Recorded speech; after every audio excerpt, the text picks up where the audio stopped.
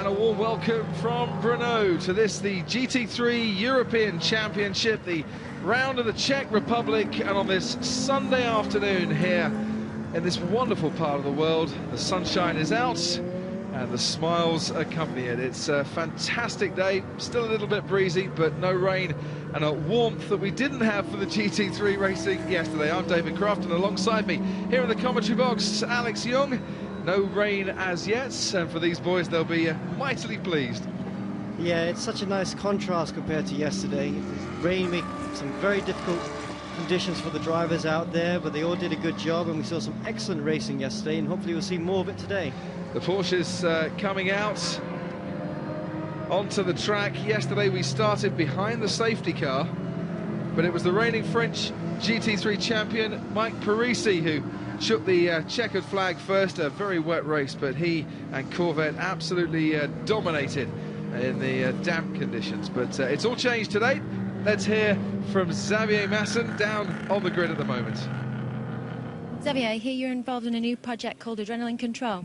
Yes, correct. It's an exciting new project which is going to involve a lot of things like road safety. Also talent ID, which is going to be really exciting to get new talents onto the front and onto the grid here on the FIA GT3 or the GT4, and also some talent training. So yeah, it'll be an interesting project which we're going to hear a lot more about, I think, in the near future. And you got through to Q3, but you were saying the Corvettes have been quite slow, and you can't understand why you did get through them. Well, yeah, I think we're really lucky because the Corvette for the moment is not that fast. I think the 40 kilos of weight is not helping us at all.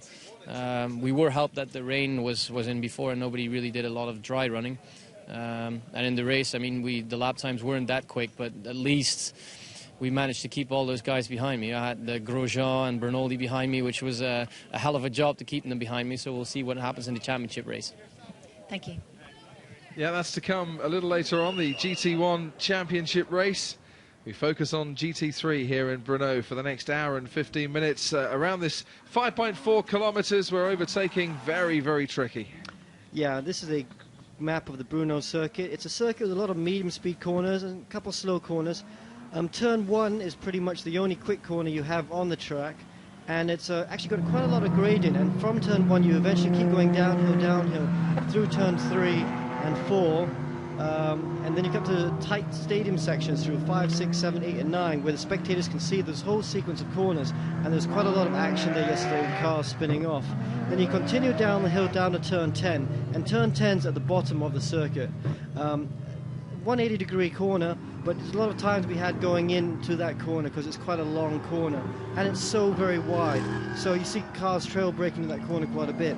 Then you start going back up the hill to a very, very tight chicane through turn 11 and 12.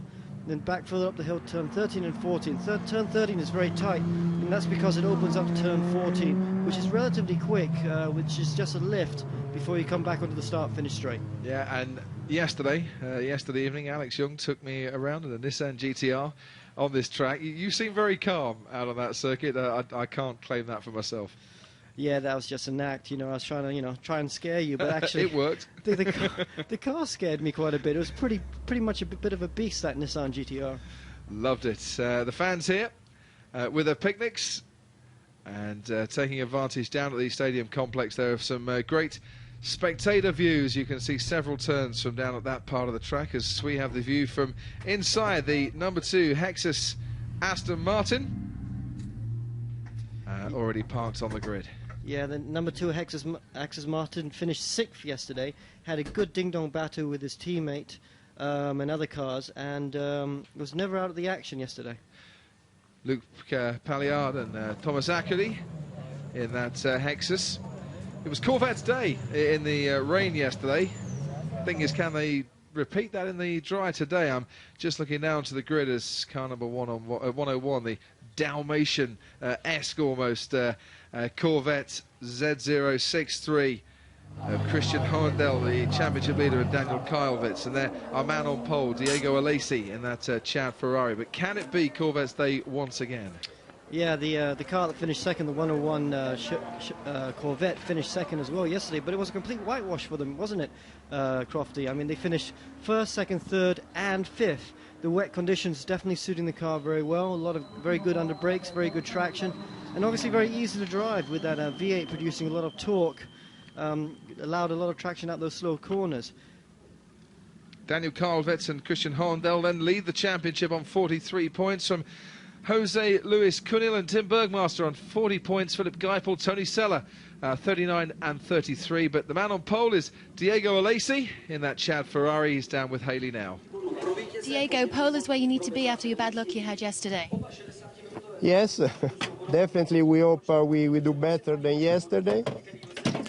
Today we start from a good place, I think. The car in this condition should be very quick, but we know Corvette and Aston are very, very fast as well. So I predict a very hard fight today. Thank you, Diego. Yeah, he did a superb lap in qualifying to put it on pole. The Ferrari doesn't seem to have the legs of the other cars around it, but in the dry conditions yesterday, it was a stunning lap, really, and actually, in the end, put it quite comfortably on pole. Absolutely, and seems very focused, very much in the zone as well, but he's going to have to watch out for Christian Horndell in that Corvette, starting alongside him on the front row. And the driver in seat, in situ, and staring intently out towards that first turn. It's a good drag down to that first turn, and you know, you can out drag a car. We saw in the GT1 race, didn't we, that the lead Maserati got away very well, but the second Maserati quickly overtaken by the Nissan and by the Aston Martin. So you know, you're not guaranteed to get into that turn ahead of the cars in front. Yeah, you know, when you do a rolling start, it's quite often the car's not in the power band, you know, because you're rolling and everyone's in formation and moving very slow. So the torque of these V8s, especially in the Corvette, would help a lot in that sprint down to turn 1. Frederick Makovicky in the Aston Martin on the second row. Qualified just a couple of tenths ahead of the car in fourth spot on the grid, the Graf Racing Corvette of Mike Parisi, yesterday's winner, Joachim Lambotti, his teammate once again. And a heat haze here in Brno, which is nice because we've been shivering all weekend long. Carrying on down the grid, row 4 for, second row, this Corvette, car number 16. There is Mike Parisi, sat inside. Yeah, both drivers did an excellent job yesterday. They were running second in the early stages, but excellent laps in and around the pit stop allowed them to leapfrog the number 101 Corvette and to pull away quite easily after that, to win by quite a commanding amount of time. Let's carry on down the grid as well. The Ford GT is situated on row 3, the Fisher Racing Ford GT. There it is. Christopher Nygaard will start from the grid. Mikko Leskalainen, his teammate, and alongside them, Nicholas Meyer-Meinhof and Martin Madsell in car number 9, the BMW Alpina, which you will be able to spot quite easily. It's the green one on the right-hand side. It's the radioactive green one. Here we are then. It's Ferrari from Corvette on the front row with a minute now to go to the formation lap. Aston Martin and Corvette, yesterday's winner, Mike Parisi, on that second row. Then the Ford GT and that BMW Alpina, Martin Matzke, kicking off proceedings. Then 7 and 8, Porsche and Corvette once more. Another Porsche and Aston Martin. As we get down the field, more Porsches to come. 2 alongside each other, cars 16 and 11 on row 6, the Pro Speed competition, the Muller Motorsport. Then 2 Lamborghinis side by side on the grid. The Audi and the BMW Z4. The Audi's struggling just a little bit here, Alex, this weekend. Yeah, they've got quite a bit of a big weight penalty. They won the championship last year, and they just they obviously need to lose some weight because they aren't where they should be. You know, these Audis should be quite a bit further up the grid. As we sit in that Aston Martin Hexus once again, a little bit further down the grid. Thomas Zachary starting on the 5th row, and there are 2 more Audis as we count down the clock now. The lights go green for the formation lap. The Ford Mustang and the Corvette right at the back. A few of the cars haven't made it here after accidents yesterday, but those that have, now warming up their tyres, now getting ready for this hour-long race here on this Sunday afternoon, and already weaving down the main straight, getting heats into those tyres, which is going to be very important by the end of this formation lap. and the last car pulling away from the grid, one of the last cars. But my personal favorite car, the Ford Mustang. It looks like a big muscle car. Obviously not too quick in a straight line, but great to watch. Yeah, tell me about it. It looks even better close up as well, as we have been wandering around this morning. Mind you, that Ferrari, the Chad team in Canvey Islands in the UK. It's good to see the Ferrari red right at the front of the grid. The thing for me, though, is just how long can Diego Alesi keep that Ferrari out in front today with those Corvettes lurking? Yeah, I think Alesi's plan for today is that he has to try and get out as big a lead as possible. We're not quite sure if his teammate can produce the same sort of lap time as Alesi, so if he can just hand over to his teammate with a good, I don't know, 7, 8, maybe even 9, 10 second advantage, that Ferrari hopefully should be able to hold the lead to the checkered flag. Shot there of the Lamborghini, the black and white Ryder Sports Lamborghini, the Gallardo LP 560 with Prince Albert von Turnen Taxis kicking off proceedings. Almost got to meet him last night. Yeah, you just love his name. It just rolls off the tongue, doesn't it? You met him, didn't you, though? Yeah, very nice bloke. Very focused. Had a great reception with Blancpain, the watchmaker that they hosted in the Brno Palace hotel last night, which was absolutely sensational. To meet some of the drivers and the official timekeepers here in GT3. And no need for wet tyres today, Alex. No, it's definitely going to be dry the whole way, I think. I don't see a cloud. Well, I see a few clouds, but no dark ones. Looks like perfect weather to go racing. How's the song go? I see sunshine on a cloudy day. Something like that. Okay, I'm not going to sing it. It's another one of your weird, sung by one of your weird. I see sunshine on a cloudy day. Weird. We don't get music where I come from. It's another one I'm going to have to play you later. As up the hill the cars now, making their way towards the final chicane. That Ferrari doesn't want to get too far ahead, because he's going to start getting backed up. We'll have to slow down. The course car, the safety car, will just start backing the racing cars up now as they head out of this chicane. Very tricky chicane during the race.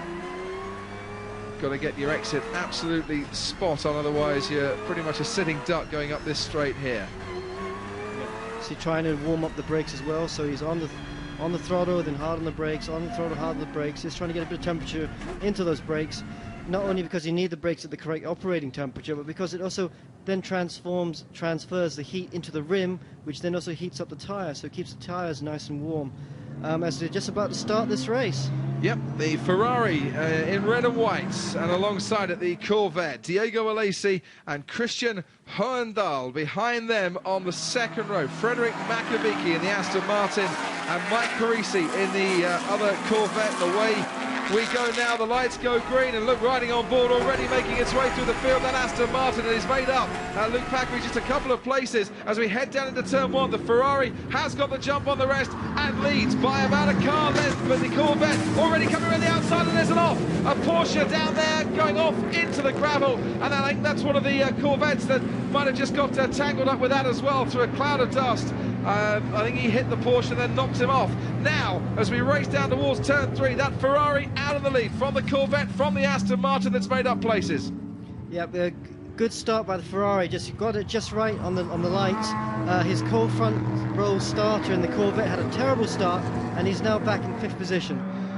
And look at this, the Corvette in 2nd place and the Aston Martin in 3rd place, just dueling almost wheel to wheel, going through that right-hand turn there. Car number 16 of Mike Parisi up now into 2nd place from a 2nd row start. But Diego Alesi did everything he had to do in that Ferrari and leads as they come into the stadium complex. Back further down the field, racing through there. Car number 17, the Graf Racing of Arnold Payrolls there, just trying to make an impression. Yeah, I also think that number 2 car, the Hexis Aston Martin, was involved in that first lap accident. He obviously had a good start because we saw the in-car stuff and he made up a lot of places, but probably got involved in that little scuffle with the Ford GT.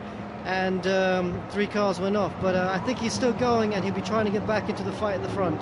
Coming under pressure, their cars further down the field. Car number 18, that's Dino Lunardi, I should say, in the Phoenix Corvette, or the Tony Sella Racing Corvette. And now just diving down the inside there, car number 5, Bruce Logier-Roux in the Audi R8. Good little move, and we've got a safety car. Safety car out, and I assume that's for that first corner incident. Yeah, there must be some carnage on the track still, some debris on the track. So they've elected to bring the safety car out. Everyone will just slow down now and form behind the safety car. I don't think it will be too long a safety car period, because it didn't look like too big an accident, and hopefully they'll have that cleared up in a lap or two. Yeah, it's just removing the cars from that gravel trap. You can't have cars coming in at around about 140 miles an hour with other cars still stuck in the gravel. But, you know, for the man who was on pole, who got away, who led the whole of the first lap, a safety car is an absolute nightmare, and that's why we've got that delay. Car number 12 needs to be towed away. Some extensive damage to the right rear tyre. Kevin Estra in that Porsche 911. And let's just look out for it from the start here and see what happened. You can see what actually happens here is, the Ford just got squeezed and had a wiggle, and then unfortunately the Porsche had nowhere to go. And it was a big accident for him and a lot of damage. The Aston was also taken up in that incident, but we can see managed now to live to fight another day. Yeah, riding on board with that Aston, and the incident just happened ahead of it. You'll see cars cutting across. There goes the Porsche now. Whoa, and he did very well indeed from the cockpit of that number 2 Aston, Thomas Ackery, to keep himself on the grass but not the gravel. And yes, he lost places. Could have been absolutely terminal for the Aston. Yeah, at least he can still fight, you know, and the safety car will help. He's back onto the back of that train, and hopefully the car's okay so he can continue. But there's one guy who's not going any further. No. So it looks like he's dropped a glove down into the, the tyres. He's not getting that back as well, is he? Kevin Estra. He might as well just hop onto the other side of that tyre barrier and watch the rest of the race, because he's out of it, sadly, at the first corner. It's the worst thing a driver can ever experience, isn't it, in terms of participation in a race, make it to the first corner and then get punted out. Yeah, is he going to make a dive for the glove? He's thinking about it. Yeah, no, out in the first lap is obviously a disappointment, but there was really nothing he could do. He was just a passenger there. And that's what happens when you're trying to squeeze 4 or 5 cars into one piece of tarmac. And he'll be disappointed. I tell you, Mr. Tickle would struggle to get that glove back in there, the man with the extra long arms. Oh, you'll have heard of Mr. Tickle. You keep coming up with these Brno characters and stuff. I have no idea what you're talking about. It's the Mr. Man. Do you not read that as a child? Oh, Mr. Man. Yes, okay, yes, I remember them. What on earth were you doing back in the streets of Kuala Lumpur? Let's see the start once again. And cars jockeying for position. And it's a wide track, but you quickly run out of room, and once you get nudged, as the Ford did to the Porsche there, absolutely nowhere to go. And I think that Aston, it did actually hit the back of the Ford. Yeah, so hopefully he just got maybe a minor splitter damage. That accident was actually triggered by the 101 Corvette, you can just see in front of you. He had a bad start, and he was kind of going backwards, and everyone's trying to overtake him, and he's just getting a bit squeezed there, which then squeezed the Ford GT, and the Ford GT got into a wiggle, launched the Porsche off into the distance with two corners of the car damaged, and the Aston had to take some manoeuvring. Yeah, to some miss him. evasive action. You can see actually it was a fairly heavy contact that the Aston made on the back of that Ford GT. Running on board now with Thomas Ackery, and that car has slipped down the standings, running in 24th place at the moment, as we can see on our screen here. Aston Martin 3rd, then BMW, Corvette, Porsche. And then the Audi and Lamborghini completed the top 10, but yeah, down in 24th place for the number 2 Aston. Yeah, well, Thomas Ackery right now will be saying to his team that he did have contact, and he'll be asking the team to get on the pit wall, have a look at the car, see how much damage there is. Probably having a conversation with the team as we speak. He'll also be feeding back to them to see if the car feels all right. I think the car looks all right. Doesn't seem to be pulling into the pits or anything. And if everything's okay, he'll continue. Thomas Ackery in his 4th year you can see of racing, but there's the damage. A bit of damage. No, it doesn't look terminal. Just a small hole in the front bumper. That should be fine to continue. It's new aerodynamics. He's might gain himself a bit of downforce there. Or maybe not. It's first year. So in 2010, driving, of course, this Hexus team. He's raced with for the past 2 seasons as well. The Frenchman, 22 years of age, and co-partner with Luc Palliard for this weekend. The number 9 BMW also had a good start. He's up into 4th position. That Alpine, lovely lime green car, was quick in the dry in qualifying, but unfortunately had a terrible race in the wet. Just watching on from the pit lane as the safety car still continues to lead around. They've taken a while removing the 2 cars from that corner, and they're still dragging those cars away. Might by the end of this lap actually have managed to get the cars out of the way, and we can start racing once again. But you know, 2 laps behind the safety car, the tyres starting to get just a little bit cold at this stage.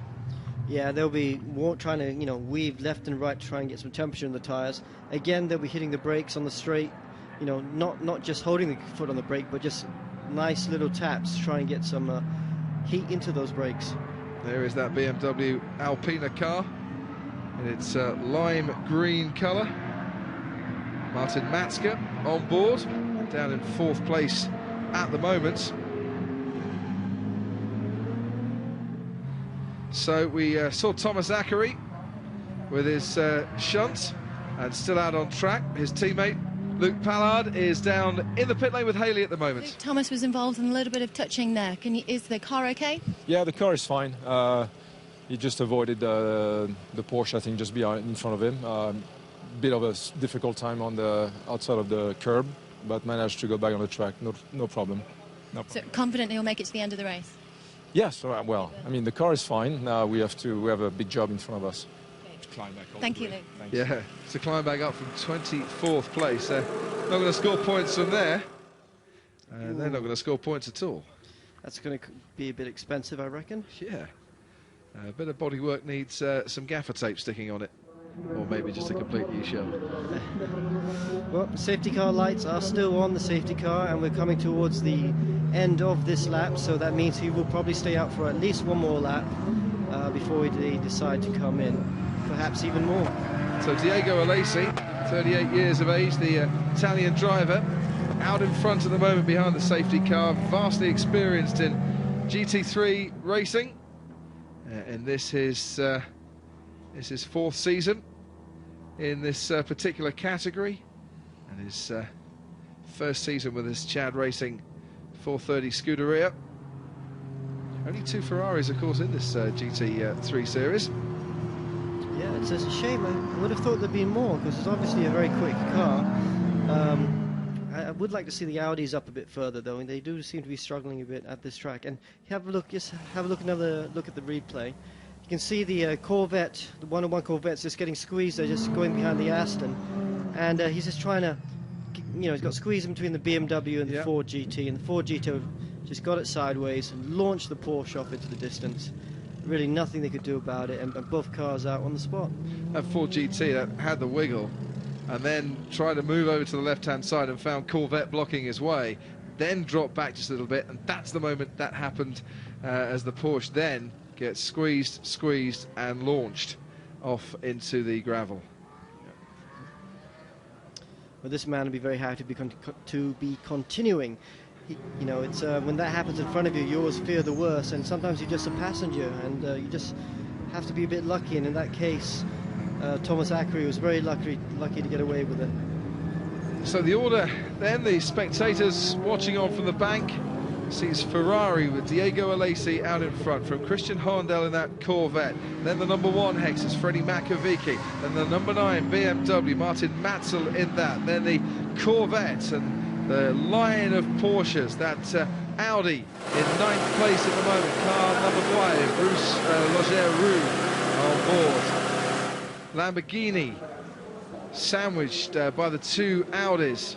Then the other Ferrari, car number 88, the other Chad Racing Ferrari, Charles Hollings, is the gold driver there.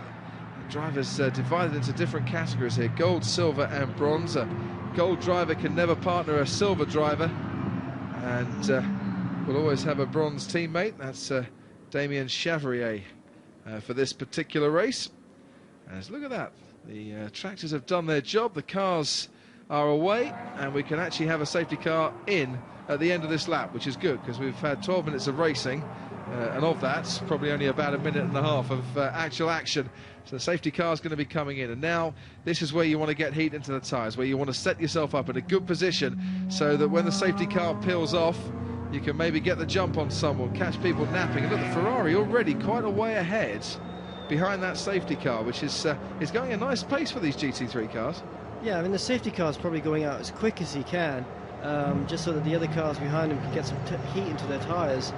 And you can see it's just a normal road car. See how much higher off the ground he is compared to when the actual race cars come in to view. You see him significantly lower, and obviously with big wings on it, better aero packages, and a host of other goodies underneath the bodywork of those cars. So they watch on from the pit wall as the lights go out of the safety car, or on the safety car, I should say, and he'll peel off. And now Phil just grouping. You can't until you get to the start-finish line overtake, of course. You've got to hold position. So some weaving up that straight to get the heat into the tyres. And that car number 16, that Corvette with Mike Parisi on board, stalking the Ferrari, looking to try and get a good tow down this main straight as the lights go green once again. And the safety car has done his job, and now can Parisi from that inside berth try and get past the Ferrari? No, the Ferrari quicker down the straight, no one really making a move. The Corvette up into fourth place from fifth. So that car 101 that might just have caused the damage, Christian Hollendale has made up a place at the restart. That's the most noticeable move, but he's got two Porsches now squeezing him for room, and I don't think he's in any position to do anything about it. No, easily passed by those two Porsches before they get into turn 3. Yeah, the 101, you know, did a bad job there. He actually had a run onto the BMW V6 in front of him, but decided not to try and take it, and then made a mistake through turn 1, which just allowed both the Porsches to get by him easily. Joseph Osborne and Marco Holzer getting past the Corvette car 101 in your screen at the moment, with Christian Hollendale on board at the moment. For Diego Liesi, though, it has been a perfect restart, and the Ferrari continues to lead as they drop now into the stadium section. And riding on board as we are with Thomas Zachary making his way up, was in 24th place. He's made up one place there, and he's got an Audi just blocking his way through the inside, fighting for position. So that Audi doesn't have to get out of the way. It's not like he's being lapped, but I think he's going to be overtaken. Oh, and I tell you what, there was contact there. Barging his way past that number 23 Audi with Zach Brown on board. Yeah, it was a good move there. He's just charging up the field, looking very quick in that car. He will be. It's great that we got the in-car camera with him, because he'll be in a lot of action today. Prince Albert in the Lamborghini, having a few moments of his own down there as they now come up the hill towards the end of well, the first continuous lap of racing. And who's that going off? Kicking a whole load of dust up into the air. That's the Aston Martin car number 1 of Freddie Makovicky, going very wide. Yeah, bad mistake by him. He's now lost the position to the BMW. And he's going to have dirty tyres now. Hopefully, if he can just get a clean exit out of here, he should be able to clean up those tyres before the Porsche has to go at him into turn 1. He might be a sitting duck for a while, though, with that Porsche behind, getting a good tow, that Porsche, but he's defending well into turn 1, Freddie Makovicky, and keeps his place. Meanwhile, further down the field, that Lamborghini was looking to make a move, but now coming under a huge amount of pressure, and it's the battle for 10th and 11th. Car number 18, Dino Lunardi in that Corvette, and Prince Albert, there he is in the Lamborghini, the 24. And in car number 22, sorry, 23. Oh, and he's out. Car number 33 is out of this race. Stuck. Now there's an appropriate name for a man that is beached in the gravel at the moment. We can see what happened to Johannes Stuck, and he is completely. It's a slightly strange part of that turn 1 to go off. Normally you have it in the middle of the corner, kind of go off towards the end of the corner. Says he must have got it very terribly wrong, and it looks like he's not going to be able to get out of that gravel. He looks pretty firmly beached into it. Watching the Lamborghini down in 10th place once again. But I tell you what, there's not much between any of these cars. From 10th down to about 20th, there is barely a few tenths. The Ford Mustang coming under pressure now from Thomas Zachary, and complete sitting duck. That Ford Mustang just hasn't got the pace to match the Aston, not today. No. And Lacey in the Ferrari at the front is putting in some very good laps. He's on another quickest lap here. So he's trying very hard to try and pull up the gap to the second place Corvette. Now Lunardi and Prince Albert almost going a little bit too wide, the Lamborghini, but it's only a matter of time, I think, before that Corvette gets past as they stride up the hill now. Ferrari from Corvette out in front. Diego Alesi and Mike Parisi, winner yesterday in that Graf racing car. And he's not letting him go, is he? That Corvette's trying very hard, actually, and he's not identical times virtually from these two leaders, and they're pulling away quite comfortably from the BMW at the moment. Yeah, separated only by 0.03 of a second on that last lap, and Mike Parisi just a few hundredths then quicker than the lead car. Meanwhile, down in Hexus, a wave. I'd like to get a bit more shots of that BMW. That BMW seems to take very strange lines. He always goes for a very late exit into these corners, and I wonder if it's just a characteristic of the car or if that's just what the driver likes to do. Aggressive style as he throws the car into the turn there. That BMW under pressure from Frederic Makovicky, who's trying to regain that third place that, well, he lost out by running too wide on the previous lap. Yeah, you know, Brno, there's a lot of time to be had breaking into the corners because they're so long. I keep going on about it, but the BMW takes a very unorthodox line for this sort of circuit. Seems to break in a straight line and turn in very late. You watch him compared to the Aston, how much later he turns in compared to the Aston. And I wonder if that's costing him time. I wonder if he could just try and turn in a bit early and be a bit later on the brakes, if you could try and make some more time and pull away from that Aston. Not pulling away by any stretch at the moment. Only 0.4 of a second separating the two cars. There we are. Well, near as damn it, 0.02 off as we put the stopwatch on them as they go through the sector. But definitely the two leaders are just starting to pull away a little bit here. And I tell you what, that Ferrari's made a bit of an error, and that Corvette right behind it now, going up towards the final chicane, and in a straight drag, he's got a great slipstream here. Is there enough opportunity to pull out and maybe get into the chicane? No, there isn't. But the Ferrari lucky. Yeah, that Ferrari's quite quick in a straight line, but at the moment the Corvette's just much better on the brakes and carrying speed through those corners. I mean, he's going to have a go, you know. I think he's going to have a go in the next couple of laps. Well, he'd be stupid not to, if the Ferrari's holding him up somewhat. Only 0.3 of a second between them as they pass by our commentary box and complete lap 7 of this hour-long GT3 race. Round the first turn, the Ferrari just edging away slightly by the naked eye here. Not quite so close behind the Corvette after a straight and a turn. And that BMW, I think, it just made a bit more of an impression and his advantage over the Aston behind him as well. And it's good to see the variety of the different makes in this championship. At the moment, we have a Ferrari leading a Corvette, followed by a BMW, an Aston Martin, and then a Porsche. So again, 5 different makes in the top five positions. Yeah, there's bound to be a Porsche up there somewhere. There's enough Porsches in this competition. There's always a Porsche in GT racing. They're like a staple. You just never see them disappear. Lap 5 was when Frederic Makovicky made his mistake. Since then, he's been quicker, but can't pass. Very tricky to pass here at Brno, and that mistake proving very costly indeed to Makovicky, because he hasn't got the chance now to hunt down the first two. I would have thought if that car was running in third place, then the leading two wouldn't be pulling out so much of an advantage. Yeah, I'm not sure if he'd actually be quicker, but I'm pretty sure he'd be able to do roughly about the same times. So very frustrating for Maka, for the Aston Martin. You know, it's been stuck behind that BMW. Still, the Lamborghini ahead of the Corvette in the battle for 9th and 10th. There is that Lamborghini with Prince Albert on board. The yellow Corvette behind him is car number 18, driven on this first stint by Dino Lunardi, as they go through the chicane now, almost nudging the Lamborghini up the hill. But look at the advantage that the first two are pulling out now, streaking away the Corvette. So the gap between the Corvette and the BMW over the last 3 laps, about 1.5, say 1.5 seconds really. Yeah. And this is the part of the track the Ferrari's quicker. Out of that last corner and down the straights, it just seems to be able to pull it out a bit. But then under braking, you can see how much that Corvette catches up.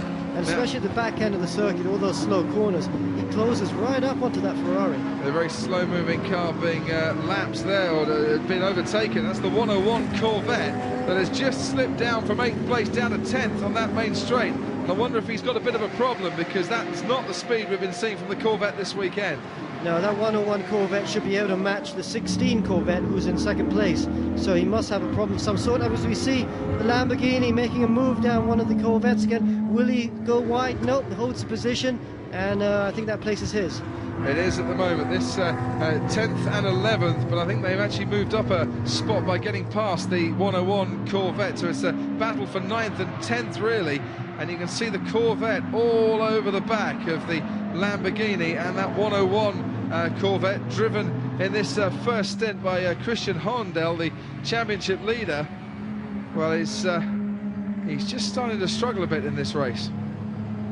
Yeah, his teammate be itching to get in the car. It's a bit of an opposite lock there. You can see Ackery's trying so very hard. But he's moved himself up from 19th, so from 24th to 19th in the space of 4 laps, trying really hard now. You know, after, and he nearly clips the tyres on the inside of that turn, goes very wide indeed as a result of that, and has lost a little bit of time behind the car number 88, the second of the Ferrari, and that is Johannes Stuck, who we saw into the gravel and out of the race. Oops, these two again, you know, this is coming up the hill, that the Corvette's just quicker through the slower stuff, and he's just right on his tail. But again, through this last corner, the Ferrari just able to stretch his legs a bit and just pulls out a bit of a gap across the start-finish line. To complete lap 9, just 3/10 of a second, nearly 4/10 of a second difference between the Ferrari and the Corvette. Then the BMW running in 3rd place, then the Aston, then 2 Porsches, and then this great battle behind the Porsche and the Audi between the Lamborghini and the Corvette. And the Corvette's trying around the outside at turn 1, and you have got to be mightily fast and mightily brave to step round the outside there. I'm just wondering, the Aston Martin Hexus that we have an onboard camera with, Thomas Ackery, moved himself up now into 18th place, got ahead of the Ferrari, the other Chad Racing Ferrari of Chris Hollings. Yeah, and in front of him is the 101 Corvette. It's really struggling now in 17th position. I'm very surprised to see him that far back. He's got a problem. There's got to be something mechanical with that. He's just been dropping down the field, almost from the start. As you called it at the start, he got a very bad getaway. Is this now Lamborghini? Car number 25 in 12th place, maybe soon to be 11th place, and he does make the move. Charlie Geipel in that Lamborghini Gallardo. Lovely move indeed, getting past car number 76, the BMW Z7, piloted by Edward Sandstrom in these opening stages. Oh, and that is Thomas Ackery, who has been having one of those days, packed full of incident, but not the way he would have wanted. He's managed to keep the engine going, keep the car going. Going the wrong way. Well, he is, but he's just trying to find a way that's not through the gravel. Back out onto the track again. He's going to rejoin in last place, or near enough in last place. We can see what happened. Spinning away, lost it completely. Yeah, he was looking a bit ragged. I mean, you could see how hard he was pushing earlier on, and it really wasn't quite the way to drive, you know, because he was ragged but not quick. You know, he was ragged and making mistakes and losing time, and unfortunately that's cost him. But the pit window is open now, so he can come in for a pit stop. I would imagine he would want to, and maybe the team would want him to come in as well. Now, the Aston Martin very close to the BMW as they flash by our commentary box down the main straight here. Who's got the fastest speed down the straight? The Aston Martin pulls over to the right-hand side. He's got the inside line, Freddie Makovic, and he comes up to take 3rd place. Cracking piece of driving by Makovic. It's taken him 4 laps, but he's made up for his error, and he's regained 3rd place. Yeah, and that's another symptom of how late that BMW turns in. I mean, he didn't even cover his line, but because he turns in so late, the Aston just is inviting the Aston to dive down the inside of him. Hopefully the BMW can follow the Aston for a while and watch what he's doing, and maybe pick up a pointer or two. So before the pit stop, he manages to put himself up into the podium positions, and that Corvette now right up the rear of the Ferrari, and Mike Parisi has been gaining on Diego Alesi. Last couple of laps he was looking a bit adrift, but on this lap 11 right up the back of that Ferrari, almost nudging him round the left-hand turn. Oh, I'm sure there are a few love taps going there, just to let Alesi know that that Corvette's right behind him. And this is where the Ferrari's slow. These real slow corners, you know, under braking, just doesn't seem to have the same stability as the Corvette under braking. All right, that should be car number 23 that has a stop-go penalty. No, it's not. Sorry, it's the Aston Martin Hexus. Thomas Akari getting out, Luke Pyard getting in. I mentioned that car number 23, Zach Brown's Audi, it has a stop-and-go penalty. I'll give you a reason why when the stewards let us know on our timing screens. Once again, through that chicane, the Corvette looking very impressive indeed. He just can't find the speed where he needs it most to make the move. Yeah, I wonder if he's close enough if he's going to try and move into this turn 13. Turn 13 is a very difficult corner to try and make a move. Because you kind of go over the brow, it's a sort of corner, if you brake a foot too late, you just lock up and you go wide, and then you're on the dirty stuff, and that's it. You know, you're going to lose a lot of time. So probably a prudent idea not to try something into turn 13.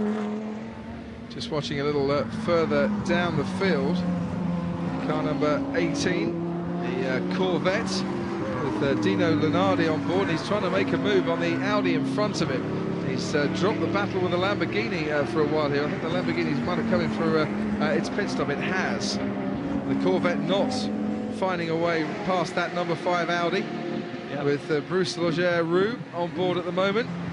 He's trying hard, and he's now just pulling out to make a move going into turn 3. That's left-hander, wheel to wheel, but the Audi has the inside line. You're not going to go around the outside there. Can he now switch it, maybe find the inside line going into turn 4? No. And we know this number 18 Corvette's quick.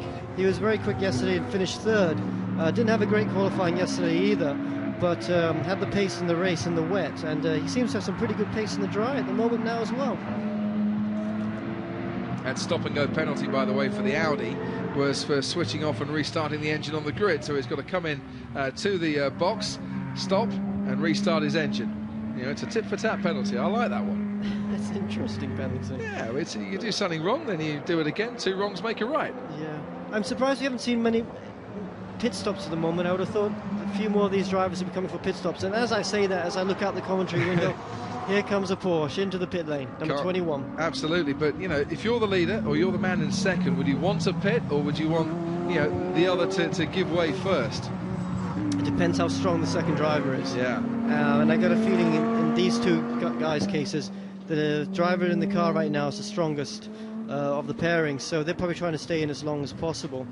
So it's a difficult one, I guess. Do you have confidence in your pit stops if you think your pit stop's going to be quick?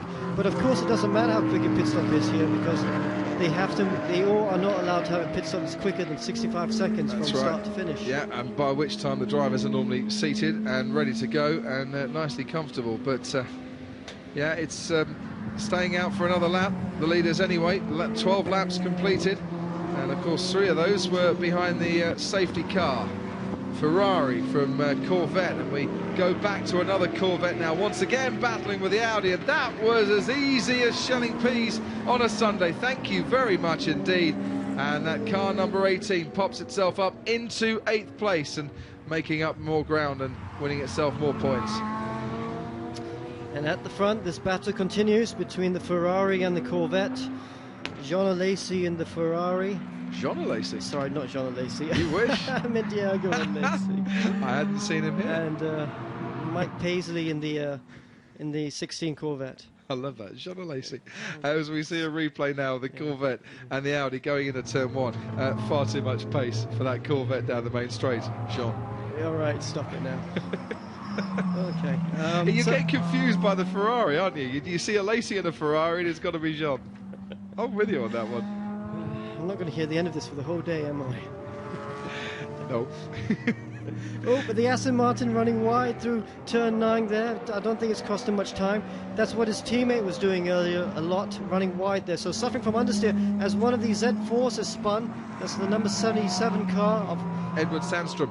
Edward Sandstrom, very good. Thank you very much indeed. Hasn't come in for his pit stop yet. Might just need to come in now after that little spin. And these two, 3.8 seconds, the difference between first and second, and Freddie Makovicky running in 3rd place. All the way down to 17th place, they haven't come in for their pit stops yet. So the leading pack staying out as long as they can. What is interesting is that Aston has built up a sizable advantage now in second place of about 1.6 seconds. Yeah, Third place. And he's done a 2:02.5, which is a good 1